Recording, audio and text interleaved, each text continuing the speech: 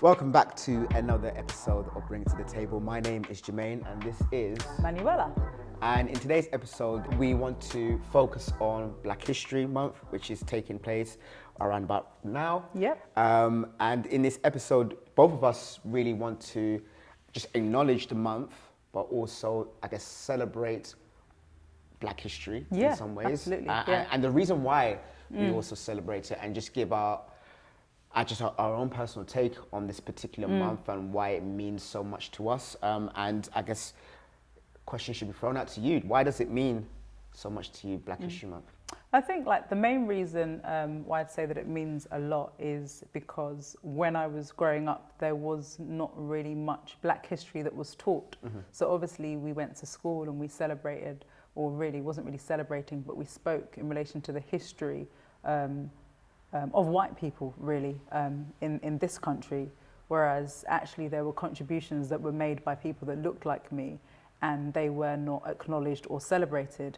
So I think that, you know, there is a reason to have this just because we are people and we count. And I think this is just an example just to show how we actually do count. And it's quite interesting that things are kind of changing in this day and age where you're slowly finding out more schools are trying to pull it in their curriculum of not being in a specific month, but actually it's all year round being part of the history. And for me growing up, you know, and for yourself, it wasn't the case. And so this is where I feel like Black history now for me it's kind of changed because, the truth be told, you know, Black history before, it was a case of for me being able to recognize, celebrate Black people and the contributions, and not only just the contribution, but also finding more about the truth as well. But I think now I don't feel as much that it's for me, but it's more about the others who don't know, or for myself, or for Black people, I should say, because there is the, let's call the truth of it, the oppressor's side of the story. And those who are the victims' story as well. And unfortunately, throughout history, our side of things hasn't been able to have a voice and for others to actually know the truth as to what is actually going on. So rather than, I guess, for us celebrating it, it's like, okay, for those Caucasian, other ethnicities to know more about the Black history and not only what is just contributed, but also the dehumanization of Black people as well. Like those particular things need to be known. Otherwise, if there wasn't that, then we would just continue with life, not knowing about anything. So it's interesting for myself that now it's like, okay, even with that change, then it's like the onus is on me to not have just this specific month, but all year round, knowing about my own history, knowing about where we come from, and also being encouraged about where we can end up going to in the future as well. Because, you know, throughout, I guess, my time, we well, not celebrating in the fact that we have this ability to achieve or be able to go somewhere. But now it's like, no, you can go somewhere. You can do things in the future. Hopefully, doors will open as well for, I guess, the generation that is to come. So, yeah, there feels for me, for myself, a bit of a shift. I don't know for you, is it still always been the same in terms of, I guess, you know, with the with Black history? I know it's more about, okay, today you're finding out about a bit more celebrating. But would you say that, you know, no, it's actually more focused towards those people who don't know about our history? Yeah, I think definitely. I think one of the things that people have said, you know, I think, you know, in relation to some of the, let's call it racial tensions and problems that we have in this country is a lack of education. So I think that the, you know, a peaceful way of trying to get the truth out there is via education. So some people, you know, when there is racism involved, want to take people to court. Some people want to, you know, protest and do things like that. But yeah, the other side of it is actually to educate anybody that has an open heart that actually wants to be educated in relation to the truth. So it's not just about us knowing the truth, it's about everybody knowing the truth and to make sure that the history that we present is actually balanced. Yeah. How do you feel about now that there's more, okay, as part of the celebration, you're finding that now we have more statues of black figures out there. How do you feel about that? Do you think it's something that's too late or something that should be there, or do you feel we don't need it to celebrate our people or for others to know about Black history? I think that, I mean, personally, I don't really think that statues are necessary, just general. I think that, when you have a statue, it's quite similar to an idol, and I'm not into idols in that sense. However, if I'm in a country that wants to acknowledge achievements and greatness in that way, then if you put up a statue of a white person, then equally you should be willing to put up a statue of a black person. So it doesn't have to be my preference. My preference is that there are no statues at all. Yeah. I don't see the point. But if this is your practice, then let's be balanced. Yeah. And maybe when you are in that practice, make sure that the figure that you're putting up is actually fully worthy of the statue. If this is what you do. So if there is criteria to be statue worthy, make sure that the person who is the figure in the statue actually has fulfilled that criteria and isn't actually a disgrace. Because I think that's what's actually happened recently in the sense. But again, I think, me as being somebody that's very much for justice, let's just have equal treatment, please. Okay, following that in terms of equal treatment, what do you, or how do you feel about that there could be that potential of this month being changed, and it's rather than Black History Month, All History Month? No. Or it will be, why are we just celebrating one particular race? No. Yeah, and I think the reason why we are looking at this month is, and why it should be quite specific, is to highlight really, because part of the history is that we were forgotten in history. That's part of the history. So if, many years to come, your grandchildren say, hey, Grandpa, why are we celebrating Black History Month? Why do we do that? The truth is because there was a time when we were not. So there was a time when we were not acknowledged. So this is actually Black History Month is actually part of the history that shows that there was a history of us not celebrating it, if that makes any sense. It's part of that history.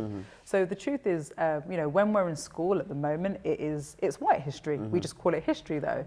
But because there seems to be such an adverse response at times in relation to Black History Month, demonstrates why we still need it. So we're not prepared to be whitewashed in this. What we're going to do is we're going to be specific, and we're still going to celebrate it. And we need to make sure that the stories are told accurately and that they represent exactly what happened. So, there is no need for anyone to take over this. But we have to look at why it has come about, why it was relevant when it first started, and what has changed between then and now. So let's not bury this history by bringing everything else out. It shouldn't work like that. And for the people, how does, I guess, your identity, being Black, also tie in with your faith as well? How because some people might just make it separate, and it's like no faith, Black, or faith and their culture. But in some ways, no, they all tied in together. So how do you, I guess, how does it work together for you? I think, because I think that, when you think about it with God, is God is obviously a God of variety, and through his creativity, he created many different colours in that sense. And I think that when it comes to race, there are many different peoples. And I think that those peoples are there to be celebrated, whatever they are. So whether you're white, whether you're not white, I think you can still be celebrated because there are things about you that are different, maybe from the majority. So, I think that it's something to be celebrated in relation to God's creation. So therefore, I'm not going to ignore my Blackness. I'm going to acknowledge my Blackness. And even though it may be different from one's whiteness, I think that my Blackness is okay. So I'm used to it, obviously, because I'm living in it. So others need to literally embrace it the same way that I've had to embrace the different ethnicities that are around me. They're embraced, they're respected, and that's okay. So then I think that we also should be able to celebrate. And I think what it is, we in school, we've had to do plays and celebrate, Henry VIII for all the things that he did, but we celebrate them. And a whole load of other, kings and queens and things like that. And, you know, we do have celebrations and, Mm. you know, dress ups in relation to them, etc. Mm. So we should also be able to celebrate. And again, I see it as celebrating a creation that God has made. Mm. You know, the differences that God has endorsed and Yeah. that has allowed. Yeah. So yes, my first identity is the identity that I have in Christ, but I am Manuela, who is as of African descent, and he's put me on this earth and has given me an origin, a place that I'm from, a peoples that I identify with, Yeah. and I don't think that has to be left alone. I think it's okay. I'm not going to disrespect God by claiming to not be who I am, because He's also let us have mirrors so that we can see our reflection. So I now get to see what you see, Yeah. and it's beautiful. Yeah. And that's it, because of the differences, we should celebrate that, because that also has an influence in how we actually celebrate God. Yeah, yeah, So being black and of African descent, the way we praise God is just completely different to how someone who's white or someone who's Yeah. Asian. And it's weird, because being in the UK, Yeah. it feels as there's this narrative of this one way of kind of doing church, of it's quite maybe reserved, Yeah. or you know, there's certain things, and because it's out of the ordinary, it's like, oh, we don't do this inside here, but Yeah. wait, if you don't do it in here, then does that mean we don't do it in heaven? yeah, And it's like, no, this is how God has created us. Yeah. And we should celebrate in all cultures. I mean, we're fortunate enough to be in a church where we celebrate different Yeah. races. But you know what's quite funny is that, and this kind of goes hand in hand with this country, we celebrate culture when it comes to food, but we don't take everything else when it comes to that. So Yeah. it's awesome that we have different flavors. Yeah, but, definitely. But we don't also take in the different flavors of just who we are as people. Absolutely. Which is disappointing. And I think that it should be celebrated as who we are. It shouldn't just be Yeah.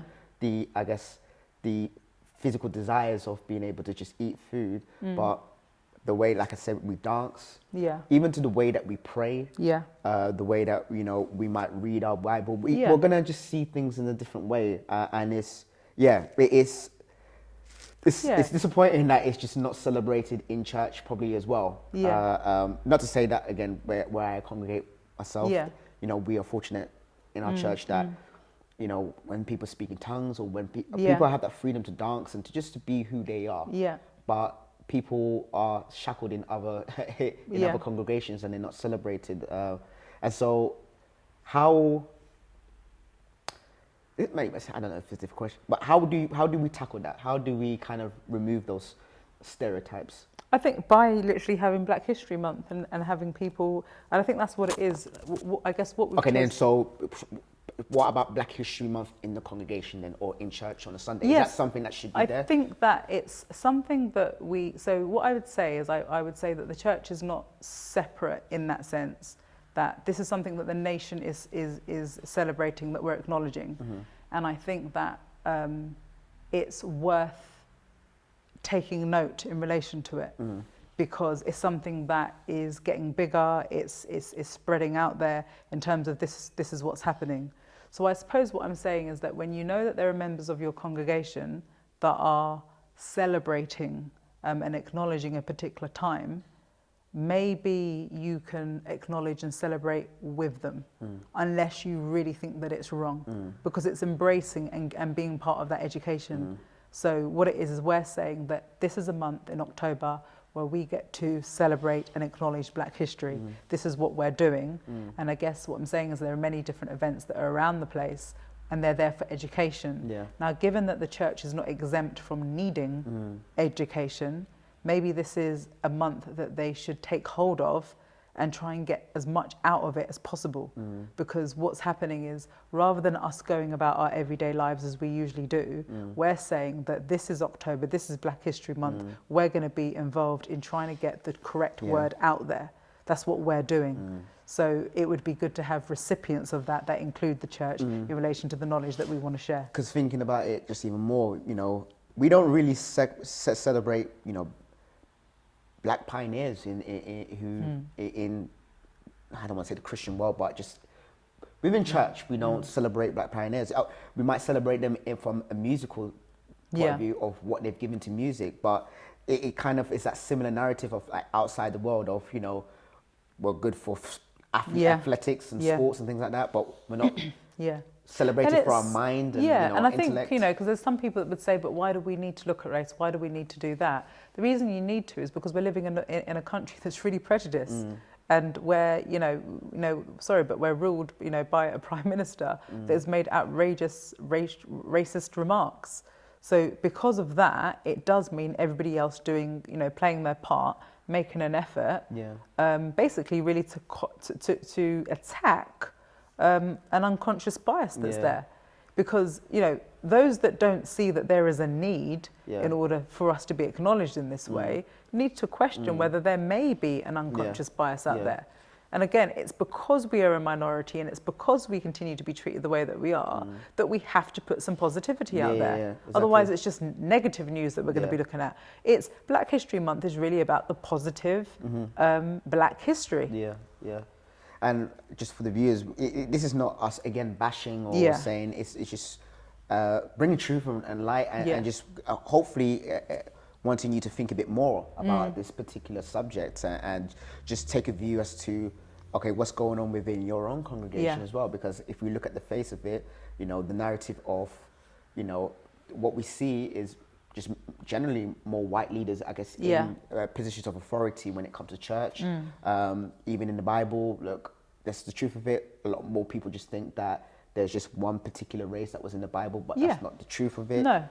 And it's just hopefully igniting a fire in you to take a desire to find out more about, okay, the real truth, or wanting to maybe raise new leaders as well, just that equality all round, because leadership, the leadership is not reflected correctly. You know, in heaven, I'm very sure there's going to be a variety. So I'm sure in leadership, there should also be a variety, not only just in color, but also in gender as well. We only see maybe males in just those positions. Females as well should also be celebrated, and they should actually have their positions. So, so to kind of close, is there any like final, I guess, remarks that you have in terms of like Black history and just celebrating it? I would just say that I think it's something to be celebrated by, you know, this nation, and it's just really there to like also to strike a balance, in relation to our histories. So, you know, I'm open to lots of different history months for different groups of different backgrounds. But October is going to be Black History Month alone. Yeah. And, you know, not just for the nations around the world, you know, because we just think isolation of just the UK or America, but no, celebrate Black history around the world. There might, look, we don't know about pioneers that might be in other areas around the world, but there probably are those pioneers and they're not actually having their spotlight that they truly deserve. So, you know, look, if we have followers that is around the world, please do celebrate, you know, those people who are pioneers. Or if you are not Black and you're just interested, well, I hope that you do find out, you know, there are these great people around the world. There's just not one race that did something, but all races have done something positive in the world. So that's it from me. And that's it from me also. All right, so, then. Well, you guys take care, and I hope to see you in another episode soon. All right, bye-bye.